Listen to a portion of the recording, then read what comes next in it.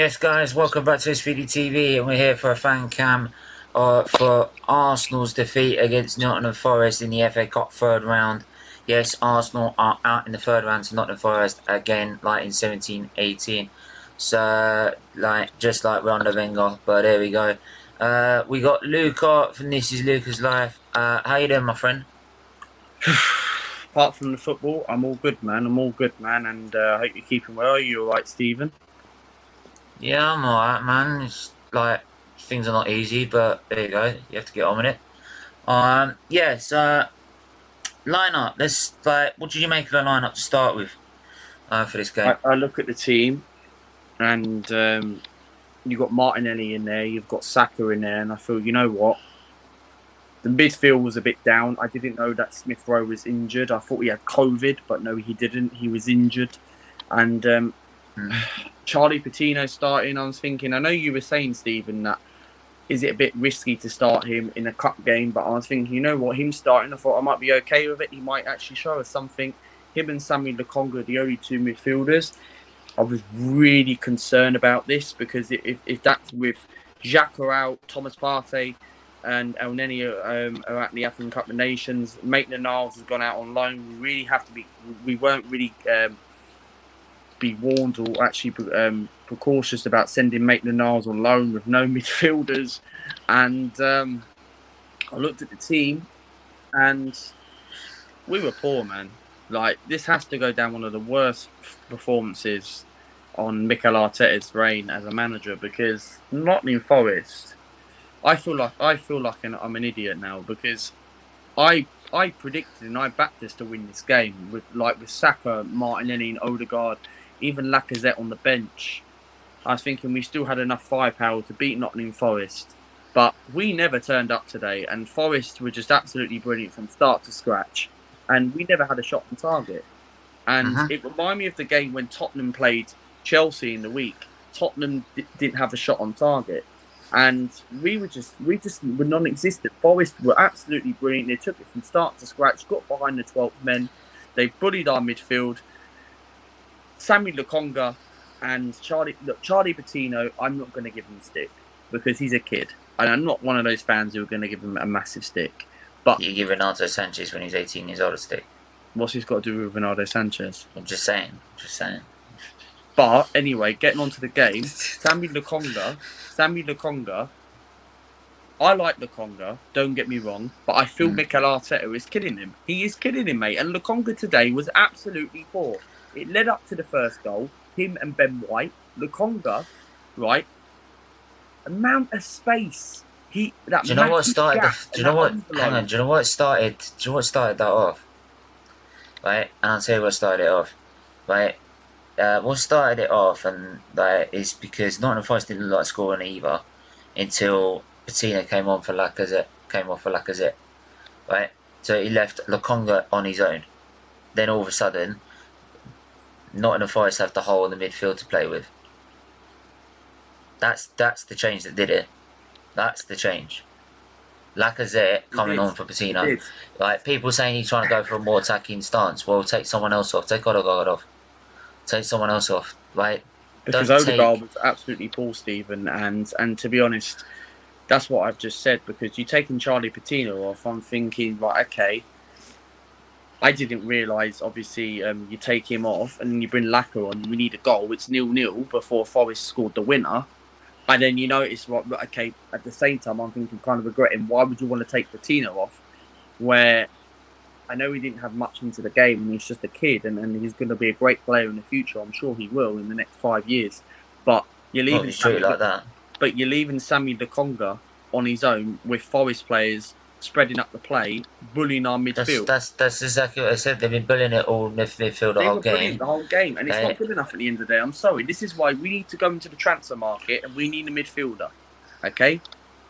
I tweet this on Twitter before the game finished, and at the end of the day, right, we go into the Liverpool game, right, and I'm nervous. I'm really not confident. Luca, I said this. Why have we sold Maitland-Niles before we bought a midfielder in? Because now we only got Charlie Patino. I said that before even the game started. Like, does anyone check that even before the game started? They said Xhaka's got COVID, right?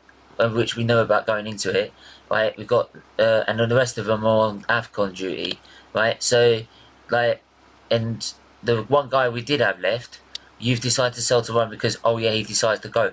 Well, I don't care if he decides to go. Like, most managers will go, and most clubs will go. You're not going to Roma or wherever you want to go until we get a replacement in, which is quite happily easily done before. But unfortunately, Arteta can't do that. Well, everyone else can, right? And I said that before even the game started. Didn't need 80 minutes of football to prove that to me, like, because I knew Patino was never going to be ready.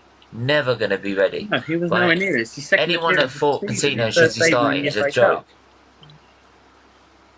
Anyone that thought Patino should have started is a joke.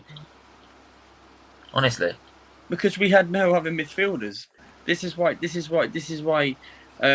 What do we have to do now? Do we go into we have to go into the transfer market and get a midfielder in.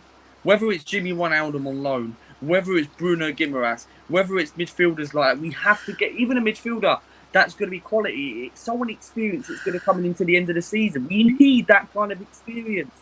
That's one cup. That's one Premier Leagues.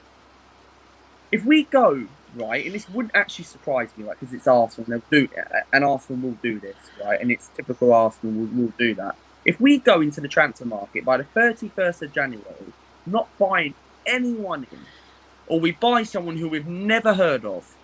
Luca, we don't buy anyone in January. No, we don't. January is nothing. So I'll be surprised we even get to 30. I'm surprised we buy anyone at all. Like, Arteta will feel like when Partey and El Neni come back in February, they're going to feel like, oh yeah, we've got plenty of backup now. We've got Partey back, our best midfield. Mate, it's still the same players before the African Cup of Nations started. We've lost 6-7 games we'd have our main League. No, we'd have our main midfield back, but the problem is that for the games that they're not here, is one of the most key games because we're playing the League Cup and the FA Cup, which are the only two trophies going for, right? And also we'll lose vital ground. We're playing Tottenham, which is a must-win game because it's a 6-pointer. So like the most crucial games are in the period that they're playing in the AFCON. So this is why I said January's going to be. This is why I said the January's going to be. I said it every time. I say it every year. January and February is Arsenal's fuck-up month. Every time. People want to still believe in it, but and believe in Arteta, but I say it every time. This is what happens. It's true, mate. This is why I'm not angry about it. And at the end of the day, right, people can believe whatever they want. That's fine by them, and I respect everyone's opinions, mate. But January, right, this is massive. We've not won a game in 2022. There was no excuses today. We had a week's off, right? With the Liverpool game called off, you're thinking, right, okay, yes, obviously I was disappointed, right? Who knows what would have happened? We probably still would have lost today if that Liverpool game went ahead. So before we went into that game, we're thinking, okay, the Liverpool game's called off. Let's beat Nottingham Forest, yeah? Let's get a bit of confidence again, yeah? But we weren't going to batter them. I don't know why you think you're going to think we're going to batter them. We weren't going to batter them. No way. We've battered them before, but that was proper. But there's no way we're going to batter them. Proper manager, Mikel Arteta, right? Yeah, but there's no. Since then, they've got a new manager. They were on 3-4 at one point. Yeah, right? They weren't on good form back then. They're looking good at the moment. They're 6 points off the championship. That's why I said. That's why I said in this game. Like a big club again. That's why I said that don't just because we beat them 5-0 in the League Cup, right? That was 2-3 years ago. Things have changed. They're now moving forward. That's why I said it's going to be a difficult game, and it was going to be one of those games. So I don't know why everyone was expecting we're going to batter them. Right? People that do it thinking that like seriously underestimate what the FA Cup's about, and they'll read it up. It's exactly what FA Cup does. Simple. Simple as that. No, I just look at it, right. I'm just worried going into this Liverpool game on Thursday. Mate, I love to be optimistic, but I am not confident going into this game after seeing that performance. How much I'd love to beat Liverpool at Anfield. It will be good, but it won't be great. It will be good. Even Turkish said it as well. It will be good, but it won't be great. And to be honest, yes, it would make me buzzing again that we'll get to a Carabao Cup final. That's great. Something where we've not won since '93. But other than that, I have no confidence. Like, we're playing the first leg at Anfield, and God knows what side Arteta's going to put out. Is he going to play Ramsdale? Is he going to play all these players? You really think he's going to play his first team against Liverpool against Tottenham? Well, he's going to have to because he's out of the FA Cup now. He's going to have to. And he's going to have to now because apparently this is like the be all and end all. But apparently now everyone's gone from, oh yeah, we need to win the FA Cup, to now, oh yeah, it was a free hit. Or it's oh yeah, but we can focus on top 4 now. You wanted the FA Cup a minute ago. This is the problem on our fan base, flip-flopped. It's true. And we got knocked out the 4th round of the FA Cup last season to Southampton. So that's twice we've been knocked out in 2 early rounds. So this is embarrassing, man, honestly. That's right, we won't get top 4, don't worry about that. We're not going to get Champions League football. No, I've said this before, and I said we'll be lucky to get top 6. I think this is going to be the month now where we see where the board. No, we'll get top 6. We won't get top 4. Well, we might scrape top 6, but other than that, top 6 is not even good enough as well. It's not. Steve. Not after the position he's put us in. But there you go. We'll have to wait and see on that one. But yeah, where can they find you? Yeah, I've got to go in a minute. But no, anyway, where can they find me? Please follow me on This Is Luca's Life. Subscribe to my YouTube channel. Go back and watch my video. Anyone's more welcome to come on the channel. Follow me on Twitter, Martinelli AFC. Thanks so much for another fan cam, man. And disappointed, but why should I? And I'm disappointed. I wanted us in the next round, but we go on Thursday. We move up again, man, against Liverpool, mate. Yeah, against thick and fast. But yeah, we'll have to see what happens then. But until then, make sure you do hit the like button, hit the subscribe button, become a member of SFeatleyTV today, and join the cause for Children's Liver Disease Foundation. Until then, stay safe, stay well, and we'll see